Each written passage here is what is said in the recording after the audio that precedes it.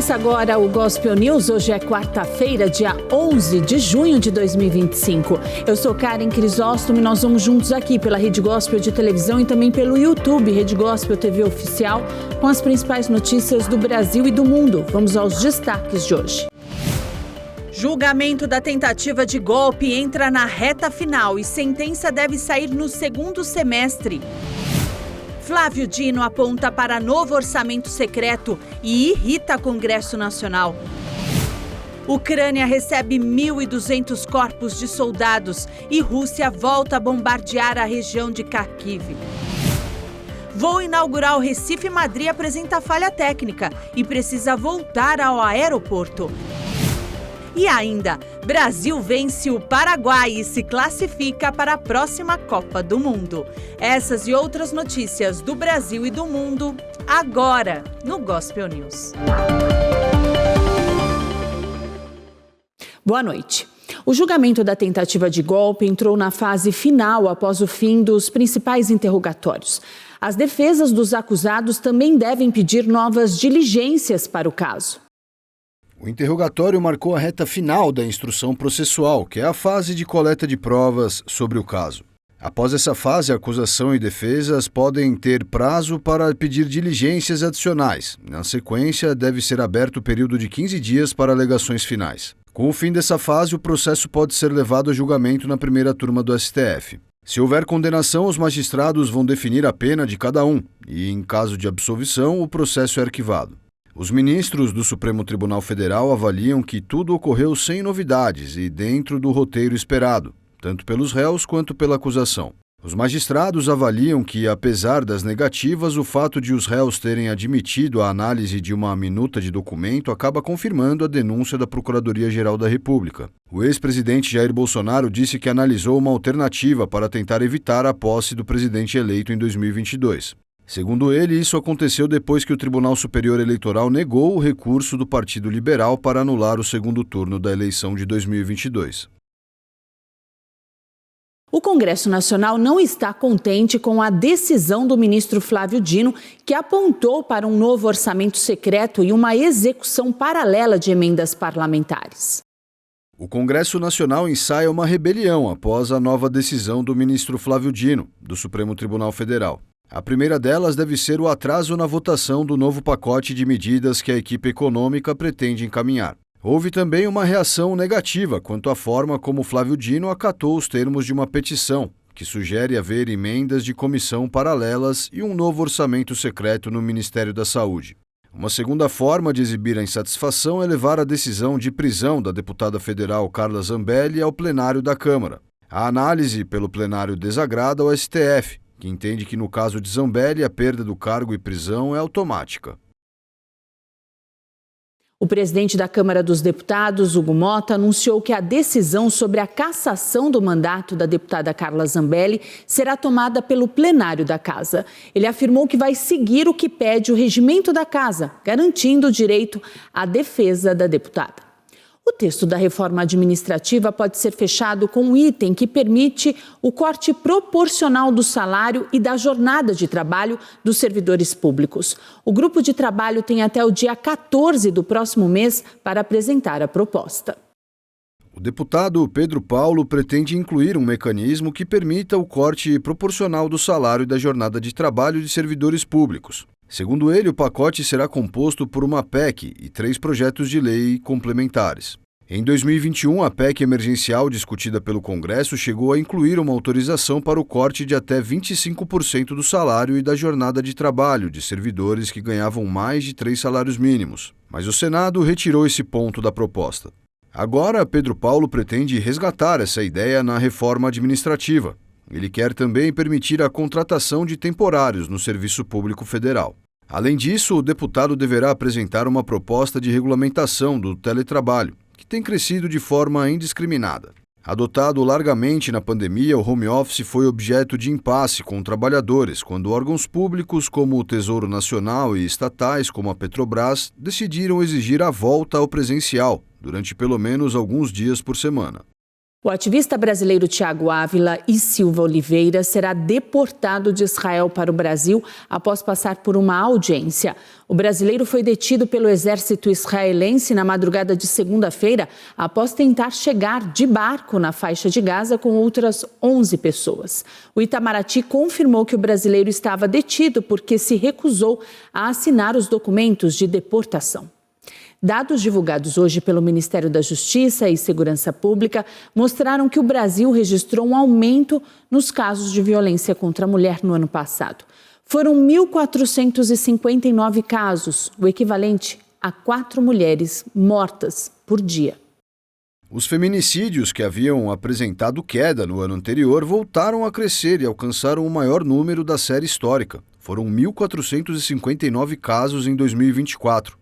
O equivalente a 4 mulheres mortas por dia. Já os casos de estupro passaram de 83 mil, maior número dos últimos 5 anos. Em média, foram 227 pessoas estupradas por dia, sendo 86% delas do sexo feminino. Os dados do Ministério da Justiça mostram também que as lesões corporais seguidas de mortes também subiram. Na outra ponta, o número de homicídios doloso caiu 6%, totalizando 35.365. A pasta mostrou também que as apreensões de entorpecentes aumentaram. Foram quase 1.500 toneladas de maconha apreendidas em 2024, uma alta de 10% em relação ao ano de 2023. Esses dados mostram uma média de 3,8 toneladas por dia. A Rússia e a Ucrânia vão trocar prisioneiros de guerra gravemente feridos amanhã. O governo da Rússia disse hoje que será uma troca de saúde. A Ucrânia anunciou hoje também que recuperou mais de 1.200 corpos de soldados mortos na linha de frente. A Rússia, por sua vez, disse que recebeu apenas 27 corpos. As negociações entre Rússia e Ucrânia prevêem a troca de 12 mil corpos. Um bombardeio russo na cidade de Kharkiv deixou 2 mortos e 60 feridos nesta quarta-feira. O prefeito de Kharkiv, Igor Terekov, afirmou em um aplicativo de mensagens que 17 ataques de drones inimigos foram realizados durante a madrugada de hoje. A polícia informou que um homem de 65 anos e uma mulher de 47 morreram no bombardeio. Além disso, os militares informaram que 60 pessoas ficaram feridas, incluindo 9 crianças. A Rússia intensificou os bombardeios contra a Ucrânia nas últimas semanas, em meio às negociações de cessar-fogo. Após uma série de ataques na terça-feira com mais de 300 drones e 7 mísseis, o presidente ucraniano Volodymyr Zelensky fez um apelo aos aliados ocidentais de seu país para que respondam com ações concretas. Desde 1946, o mundo não registrava tantos conflitos. Os dados foram revelados hoje por um instituto de pesquisa norueguês. O mundo registrou no ano passado o maior número de conflitos armados em quase 80 anos. Os dados são do Instituto de Pesquisas de Paz de Oslo, PRIO na sigla em inglês, que estabelece uma diferença entre os conflitos com participação estatal e aqueles entre atores não governamentais. Entre os que se encaixam como conflitos com a participação estatal, a organização lista 61 confrontos no mundo, distribuídos em 36 países, alguns deles abalados por vários enfrentamentos simultâneos. Do lado dos confrontos não estatais, o estudo cita 74, mas destaca que a América Latina foi a região com o maior número de mortes deste tipo, com quase 13 mil, 4 vezes a mais que na África e 74% do total mundial. Os conflitos que envolvem pelo menos um estado causaram cerca de 129 mil mortes, o 4º ano mais sangrento desde 1989. A África ainda é o continente com o maior número de confrontos estatais, com 28, seguida pela Ásia. O relatório faz um apelo para que países como Estados Unidos evitem que o mundo se torne ainda mais violento. Após 2 dias de conversas, os Estados Unidos e a China chegaram a um acordo. Os detalhes devem ser anunciados nos próximos dias. Negociadores de Estados Unidos e China anunciaram que alcançaram um acordo sobre um marco geral para superar as divergências comerciais após 2 dias de conversas em Londres. Ambas as partes chegaram a um acordo de princípios sobre um marco geral e apresentarão esse marco aos seus respectivos líderes, declarou o representante comercial chinês Li Shengang. Já o secretário de Comércio dos Estados Unidos, Howard Lutnick, disse que o acordo permitirá eliminar a preocupação de seu país com as compras de terras raras chinesas, que considera excessivamente restritas por Pequim. O acordo deve ser aprovado pelos governantes dos dois países, indicaram os negociadores. As duas maiores economias do mundo buscam uma trégua duradoura na guerra desencadeada pelas tarifas do presidente americano Donald Trump, com as taxas mútuas reduzidas temporariamente. A prefeita de Los Angeles, Karen Bass, anunciou um toque de recolher noturno após protestos contra as medidas migratórias de Donald Trump. Manifestações contra a política anti-imigração do governo americano foram realizadas pelo 5º dia consecutivo no centro de Los Angeles.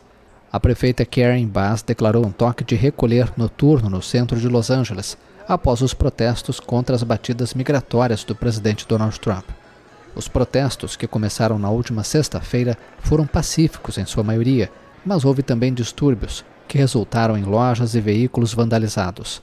Mais de 100 prisões foram realizadas nas últimas 24 horas, a grande maioria por desobediência a ordens de dispersão. Trump afirmou que Los Angeles está sendo invadida por um inimigo estrangeiro e prometeu libertar a cidade após dias de protestos contra suas operações anti-imigração. Em um discurso em uma das maiores bases militares do país, Trump chamou os manifestantes de animais. O republicano ordenou o envio de milhares de membros da Guarda Nacional e 700 fuzileiros navais ativos a Los Angeles, apesar de as autoridades californianas assegurarem que a medida é desnecessária e vai agravar a situação. O magnata Elon Musk disse que se arrepende de algumas críticas feitas ao presidente dos Estados Unidos, Donald Trump. Na semana passada, os dois trocaram acusações nas redes sociais. O bilionário Elon Musk, ex-assessor de Donald Trump, afirmou que se arrepende de algumas críticas recentes ao presidente americano. Nas redes sociais, Musk escreveu: "Lamento algumas das minhas postagens sobre o presidente Donald Trump na semana passada. Elas foram longe demais." O magnata apoiou e financiou a campanha de Trump e até algumas semanas atrás foi conselheiro presidencial responsável pela redução dos gastos do governo federal. Mas após deixar o cargo, ele se envolveu em uma violenta disputa pública com Trump por meio de mensagens nas redes sociais. Musk criticou o projeto de lei orçamentária promovido pelo republicano e chegou a acusar o presidente de envolvimento no caso Jeffrey Epstein, um investidor americano acusado de crimes sexuais. O arrependimento do chefe da Tesla e da SpaceX ocorre dias depois de Trump dizer que o bilionário havia perdido a cabeça e ameaçar encerrar subsídios e contratos governamentais com suas empresas. O Banco Mundial reduziu a projeção de crescimento global para 2,3% neste ano. Entre os motivos está o tarifaço do presidente norte-americano Donald Trump. O aumento das tarifas americanas está afetando o crescimento da economia global, que crescerá 2,3% este ano. Globalmente, isso representa 0,4 ponto percentual a menos do que o previsto em janeiro. O economista-chefe do Banco Mundial, Indermit Gill, alertou que há apenas 6 meses, um pouso suave com controle da inflação sem recessão parecia estar à vista, mas agora a economia parece estar caminhando para uma nova turbulência. O economista acrescentou que, se a trajetória não for corrigida, as consequências para os padrões de vida poderão ser profundas. A avaliação é que os efeitos dos aumentos de tarifas alfandegárias do presidente americano Donald Trump e da guerra comercial entre Estados Unidos e China podem levar a uma desaceleração do comércio global. Na América Latina, a demanda interna se mantém, mas as exportações enfraquecerão em meio ao crescente protecionismo comercial e à incerteza política, afirma o relatório. O aumento das barreiras comerciais impacta indiretamente toda a região, juntamente com a queda esperada nos preços das matérias-primas. Na América Latina, segundo o relatório, o país mais afetado é o México, a segunda maior economia da região, que deve crescer 0,2% este ano. Também afetarão o Brasil, cuja previsão de crescimento aumentou 0,2 ponto percentual para 2,4% em 2025. O Produto Interno Bruto do Brasil cresceu 3,4% no ano passado. Após 2 anos de recessão, a previsão de crescimento econômico da Argentina se destaca, 5,5% neste ano e 4,5% em 2026.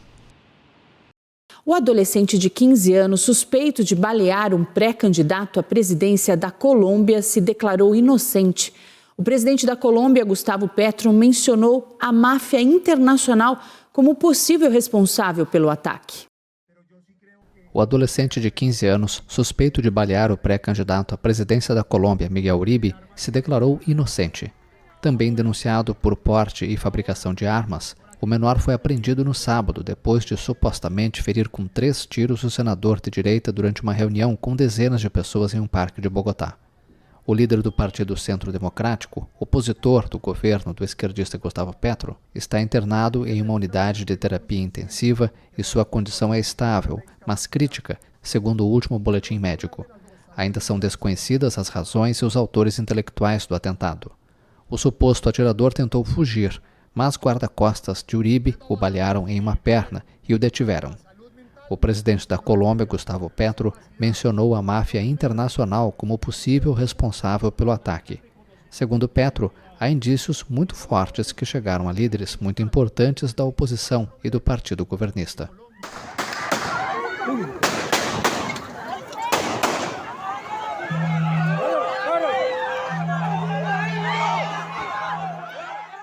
A Suprema Corte da Argentina confirmou a condenação da ex-presidente Cristina Kirchner a 6 anos de prisão e sem a inabilitação política perpétua por administração fraudulenta.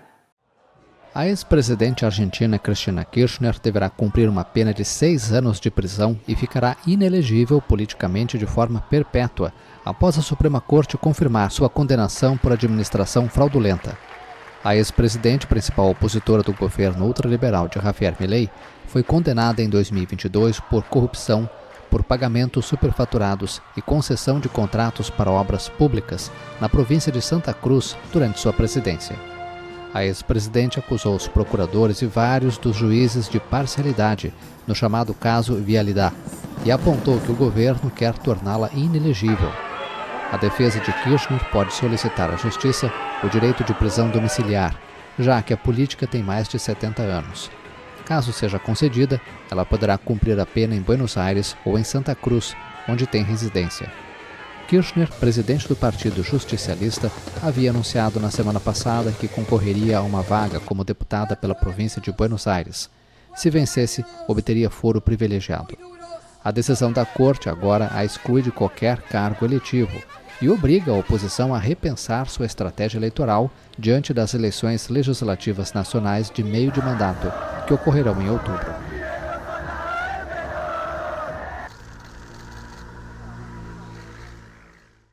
No próximo bloco, Polícia Federal faz operação contra tráfico internacional de cocaína na Baixada Santista. E ainda, levantamento mostra que ameaças a escolas cresceram 360% nas redes sociais.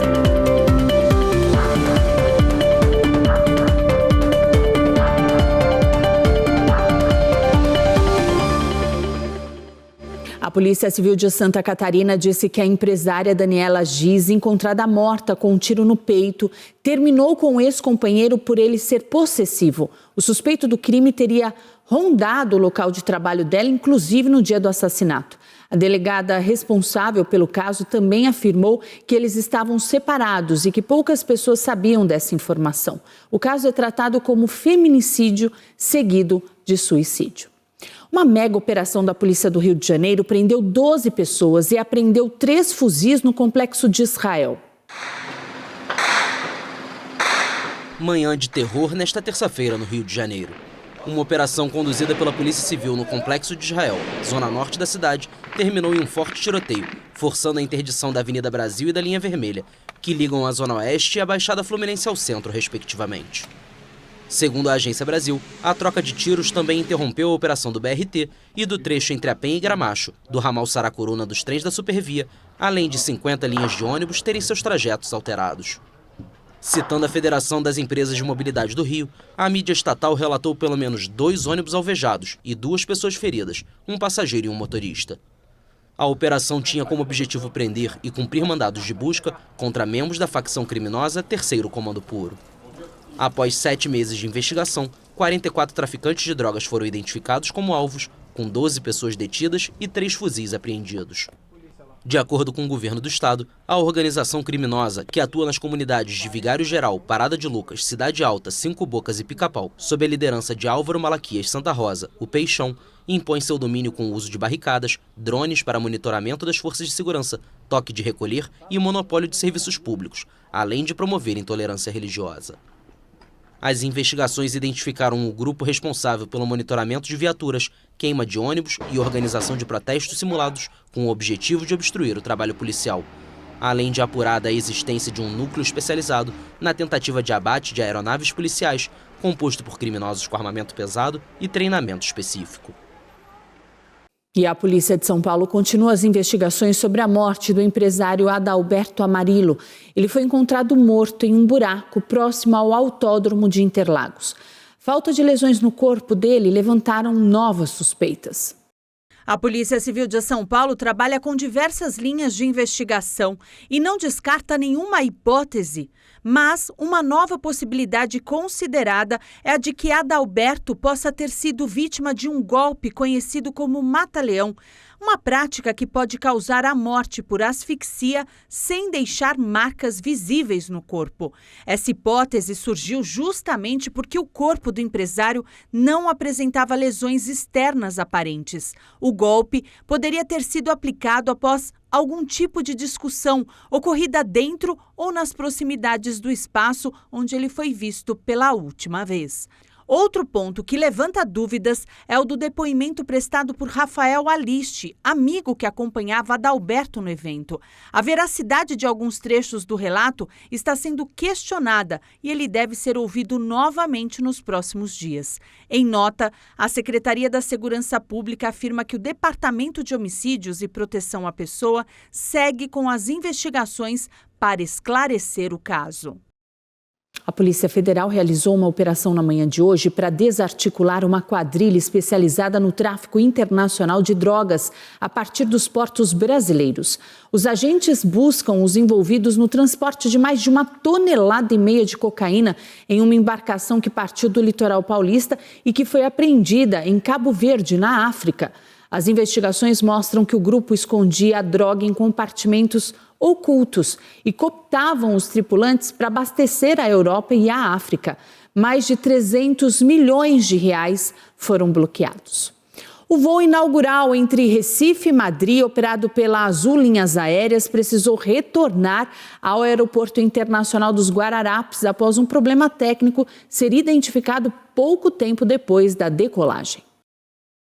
A operação, que celebrava o início da nova rota internacional da companhia, acabou interrompida de forma inesperada e terminou com o pouso da aeronave no Aeroporto Internacional dos Guararapes. O voo AD8000, realizado com um Boeing 767-300 da companhia Euroatlantic, decolou da capital pernambucana com destino a Madrid. Segundo dados de monitoramento aéreo, após ganhar altitude, a aeronave permaneceu sobrevoando o Oceano Atlântico, na área do litoral norte de Pernambuco. Foram dezenas de voltas no mesmo perímetro, em um protocolo padrão utilizado para reduzir o peso da aeronave antes do pouso, com descarte de combustível. Após o pouso, a tripulação aplaudiu e celebrou.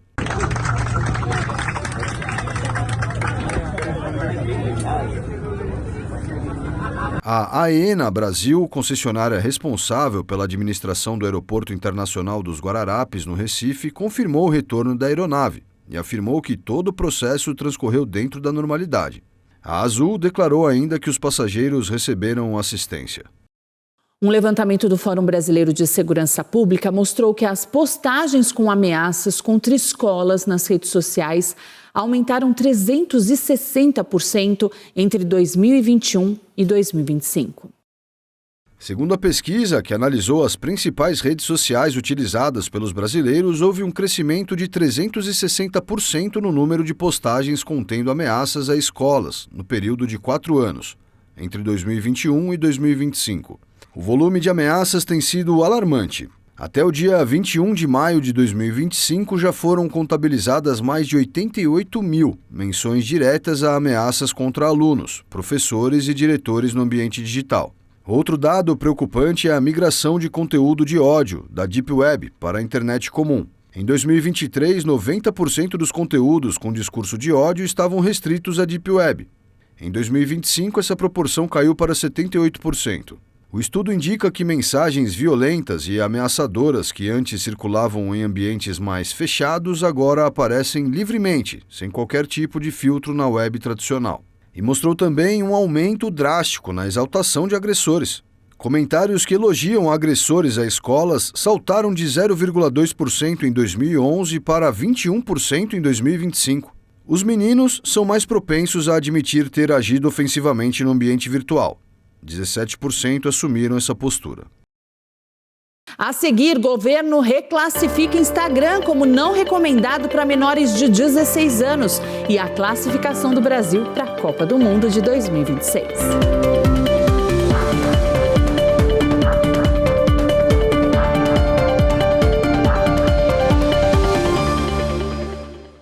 O Ministério da Justiça alterou a classificação da idade para o Instagram. A partir de agora, o aplicativo só é recomendado para maiores de 16 anos.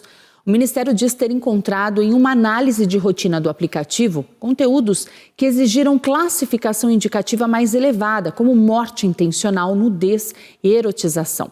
Além disso, foram encontrados conteúdos sobre sexo, consumo de drogas e crueldade. A Meta, dona do Instagram, deve recorrer da decisão. Um estudo publicado hoje mostra que o uso excessivo das redes sociais tem contribuído para a piora da saúde mental dos jovens em todo o mundo. Um relatório do Grupo de Defesa dos Direitos da Criança, Kids Rights, divulgado, revela que a crise de saúde mental entre jovens em todo o mundo atingiu um ponto crítico devido à expansão descontrolada das redes sociais. Pesquisas da organização com sede em Amsterdã e da Universidade Erasmus de Roterdã mostram que 1 em cada 7 crianças e adolescentes entre 10 e 19 anos sofre de algum tipo de problema de saúde mental. O Kids Rights Index é um relatório anual produzido pela organização que avalia o compromisso de 194 países com os direitos dos mais jovens. Na edição deste ano, a Fundação identifica uma correlação perturbadora entre a deterioração da saúde mental das crianças e o que descreve como uso problemático das redes sociais. Também foi observada uma correlação entre o consumo excessivo de conteúdo na internet e tentativas de suicídio. Apesar do alerta, o documento afirma que restrições rígidas, como a decisão da Austrália de proibir o acesso de menores de 16 anos, também não são a melhor solução, já que podem restringir os direitos civis e políticos das crianças, entre eles o acesso à informação.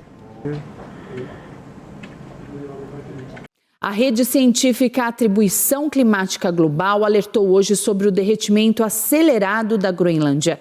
Os estudos mostraram uma alteração no gelo da região após uma onda de calor. O gelo derreteu 17 vezes mais rápido do que a média histórica entre 15 e 21 de maio na Groenlândia, consequência de uma onda de calor recorde que também afetou a Islândia. O alerta foi feito nesta terça-feira pela rede científica World Weather Attribution, a WWA.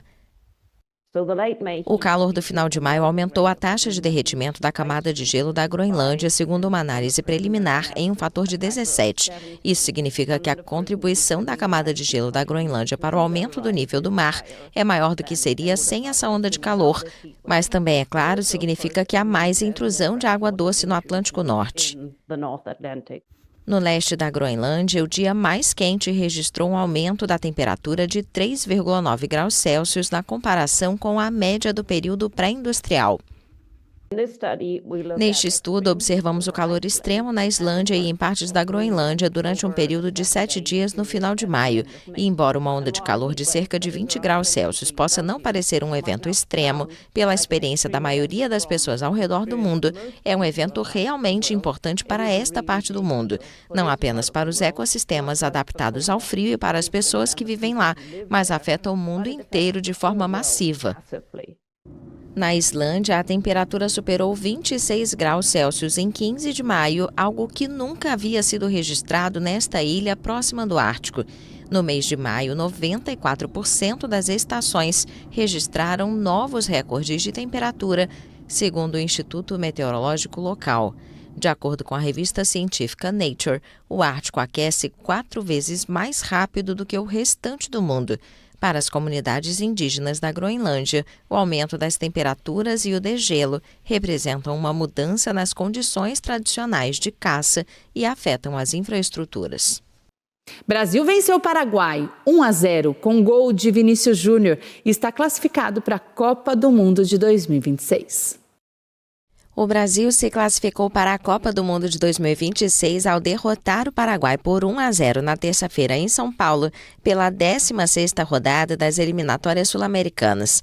Esta foi a primeira vitória desde que Carlo Ancelotti assumiu o comando técnico da equipe. Estamos muito contentes.